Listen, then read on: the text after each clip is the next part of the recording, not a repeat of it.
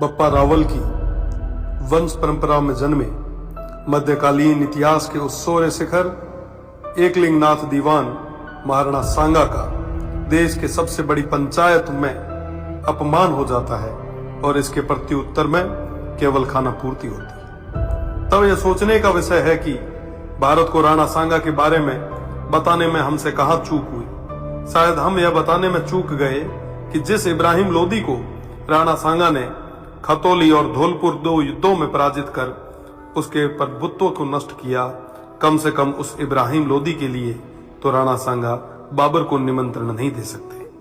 1519 में गागरोन के युद्ध में मालवा के सुल्तान महमूद खिलजी को 3 माह बंदी बनाने वाले, ईडर के युद्ध में गुजरात के मोहम्मद शाह की सेना को पराजित करने वाले, दिल्ली, मालवा और गुजरात की संयुक्त सल्तनतों को हराने वाले तत्कालीन भारत के शक्तिशाली शासक राणा सांगा को कहां जरूरत है किसी विदेशी को आमंत्रित करके सहायता लेने की। दौलत खान लोदी जैसों के निमंत्रण पर आए बाबर के विरुद्ध मेवाड़ के आसपास के शासकों ने राणा सांगा के झंडे के नीचे बाबर जैसे आक्रांताओं से लोहा लिया।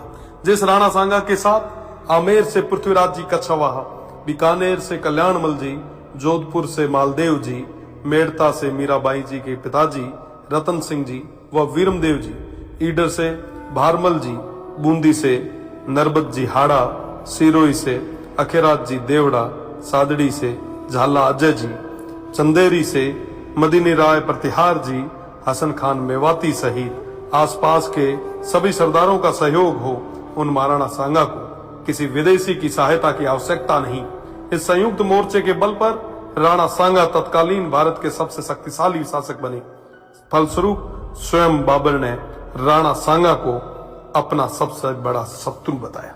राणा सांगा ने इस संयुक्त मोर्चे के बल पर बाबर को बयाना के युद्ध में पराजित किया और बाबर की सेना को भागना पड़ा। इसी भागती सेना के मुगल जनरल मंसूर बरसाल लिखते हैं कि राजपूत मृत्यु के देवता हैं और वो हमारी तरह युद्ध से मैदान से भागते नहीं हैं। खानवा के युद्ध में बाबर के हरावल दस्ते को बुरी तरह नष्ट किया गया।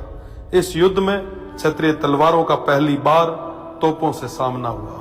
उन तोपों को नष्ट करने के लिए वीरों ने अपने सिर तोपों में देके उन्हें नष्ट किया। आज भी यह खानवा गांव महाराणा सांगा के नेतृत्व में इन देशभक्त सूरवीरों के राष्ट्र व धर्म की रक्षा विदेशी आक्रांताओं बाबर और उनकी सेना से युद्ध करते हुए प्राणोत्सर्ग करने का साक्षी है।